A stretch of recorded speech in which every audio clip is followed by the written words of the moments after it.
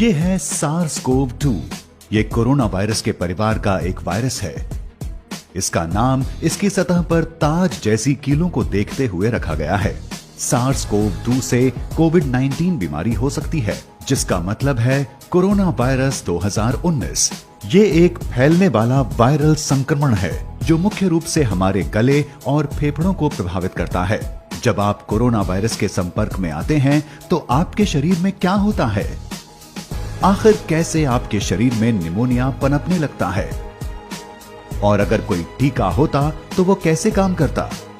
सभी वायरसों की तरह कोरोना वायरस भी जीवित सेल यानी कोशिकाओं को संक्रमित कर अपनी संख्या बढ़ाते हैं। चलिए करीब से देखते हैं। वायरस के अंदर आनुवांशिक सामग्री या जेनेटिक मटेरियल होती है जिससे ये अपने जैसों की संख्या बढ़ा सकें। वायरस के एक इंसान से दूसरे इंसान के अंदर जाते वक्त प्रोटीन की एक ठोस परत इस जेनेटिक मटेरियल को सुरक्षित रखती है। एक बाहरी कवर होने से ये वायरस कोशिकाओं की झिल्ली यानी सेल मेम्ब्रेन को संक्रमित कर पाते हैं। इस बाहरी कवर के अंदर से प्रोटीन के कणों की कीलें निकली होती हैं।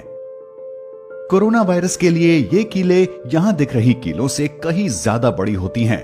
लेकिन किसी आम इन्फ्लुएंजा का वायरस और ये नया वायरस दोनों ही अपनी इन कीलों का इस्तेमाल एक चाबी की तरह करते हैं और आपके शरीर की कोशिकाओं में घुस आते हैं। यहां ये शरीर को आंतरिक रूप से प्रभावित करते हुए नए वायरस को बनाने में लग जाते हैं।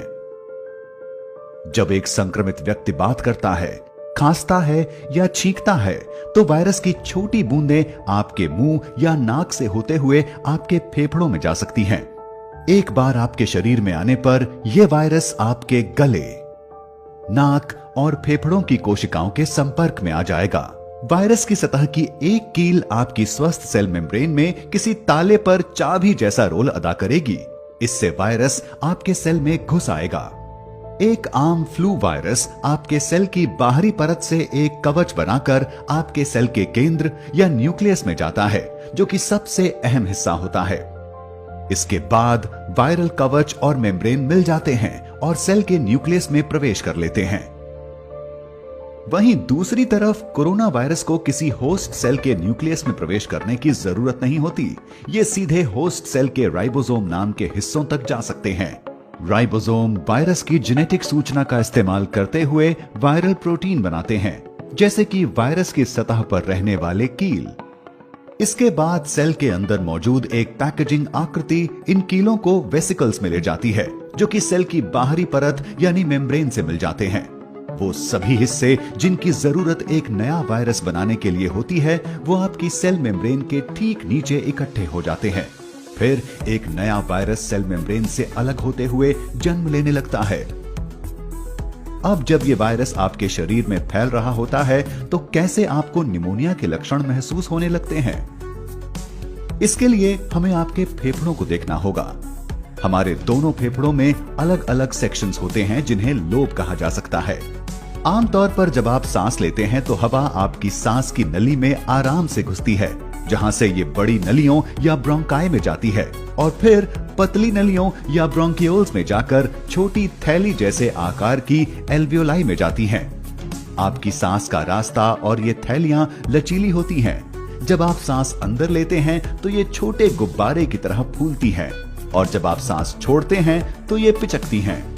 आपकी एल्वियोलाई के इर्द गिर्द खून की छोटी नलियां होती हैं। जो हवा आप अंदर लेते हैं उसका ऑक्सीजन आपकी खून की नलियों में जाता है। फिर आपके शरीर का कार्बन डाइऑक्साइड आपकी नलियों से निकलता है ताकि आपके सांस छोड़ने पर आपके फेफड़ों से ये बाहर निकल सके। आपकी सांस के रास्ते के ज्यादातर कीटाणु सांस की नली के अंदर मौजूद बलगम अपनी ओर खींच लेता है। एक स्वस्थ शरीर में बालों जैसे दिखने वाले सिलिया से ढकी नलियां ज्यादातर इस बलगम और कीटाणुओं को सांस के रास्ते बाहर फेंकती रहती हैं, जिससे आपको खांसी आती है। आमतौर पर आपका रोगों से लड़ने वाला सिस्टम उन वायरस और कीटाणुओं पर हमला करता है जो म्यूकस को पार कर आपकी एल्वियोलाई तक पहुंच जाते हैं। हालांकि अगर आपका रोगों से लड़ने वाला सिस्टम कमजोर हो गया है, जैसा कि कोरोना वायरस के मामले में हो जाता है, तो ये वायरस उन लड़ाकू सेलों को हरा देंगे और आपके ब्रोंकियोल्स और एल्वियोलाई में जलन महसूस होगी, क्योंकि आपका सिस्टम बढ़ते हुए वायरस से लड़ रहा होगा। इस जलन से आपके फेफड़ों में पानी जैसा भरने लगेगा, जिससे आपके शरीर के लिए जरूरत जितना ऑक्सीजन लेना मुश्किल हो जाएगा। आपको लोबार निमोनिया हो सकता है, जहां आपके फेफड़ों पर लोब का असर होता है, या आपको ब्रोंको निमोनिया हो सकता है, जिससे आपके फेफड़ों के कई हिस्सों पर असर पड़ेगा। निमोनिया से सांस लेने में तकलीफ हो सकती है, सीने में दर्द, खांसी, बुखार, ठंड लगना, सर दर्द, बदन दर्द और थकान जैसे लक्षण हो सकते हैं। इससे और गंभीर समस्याएं भी आ सकती हैं। जब सांस लेने में बहुत ज्यादा परेशानी हो तो सांस न आने का खतरा बढ़ सकता है, जहां आपको वेंटिलेटर नाम की एक मशीन पर निर्भर होना पड़ेगा। ये वो मशीनें हैं जो जानें बचा सकती हैं, और इस वक्त इसे बनाने वाली कंपनियां इनका उत्पादन तेजी से बढ़ा रही हैं। आप में ये लक्षण दिखेंगे या नहीं, ये कई बातों पर निर्भर करता है, जैसे कि आपकी उम्र, या ये कि आपका स्वास्थ्य पहले से ठीक था या नहीं। जहां ये सब सुनने में डरावना है, वहीं एक सुकून की बात यह भी है कि कोरोना वायरस का टीका बनाने के लिए तेजी से कोशिशें जारी हैं।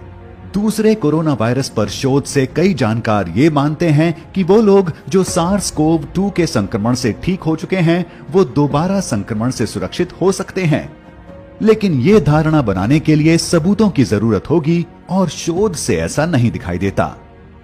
कोरोना वायरस के खिलाफ एक संभावित टीके को लेकर कई तरह की अटकलें हैं। इसमें एक आम धारणा यह है कि अगर इसी वायरस के कमजोर वर्जन के टीके लगाए जाएंगे तो इससे ये वैक्सीन आपके शरीर को इस वायरस से लड़ना भी सिखा देगी, और ये इतना कमजोर होगा कि आप इससे प्रभावित भी नहीं होंगे।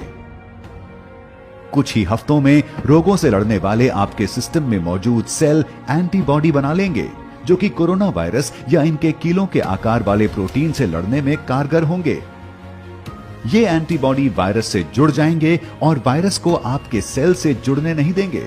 आपका इम्यून सिस्टम इसके बाद इन एंटीबॉडी से मिलने वाले सिग्नलों के जरिए वायरस से जीतने लगेगा। इसके बाद अगर आप असल वायरस से संक्रमित हो जाते हैं तो आपका शरीर इसे पहचान लेगा और इसे खत्म कर देगा। दूसरे शब्दों में, आपका इम्यून सिस्टम अब तैयार होगा। अब वैज्ञानिकों को जो वक्त लग रहा है वो इसके सबूत जुटाने में लग रहा है कि ये मुमकिन, सुरक्षित और कारगर होगा या नहीं। इस महामारी के दौर में टीके को बना पाना वक्त के खिलाफ एक दौड़ जैसा है। टीके के विकास की तरफ बढ़ते हर कदम में सालों नहीं तो महीनों का वक्त तो लग ही जाता है। एक इबोला के टीके ने 5 साल में तैयार होकर रिकॉर्ड तोड़े थे। आशा है कि कोरोना वायरस का टीका ये पिछला रिकॉर्ड तोड़ता हुआ 12 से 18 महीनों में तैयार हो जाएगा। इस सब में तो वक्त लगने वाला है, लेकिन अगर संभव हो तो आप घर में रहें और उन्हें बीमारी से दूर रखें जिन्हें खतरा ज्यादा है। और हाँ, कम से कम 20 सेकंड तक अपने हाथों को जितनी बार हो सके धो लिया करें। अगर आप 1 साल तक ऐसा नहीं करते तो क्या होगा? इसके लिए देखें एक और क्या हो अगर।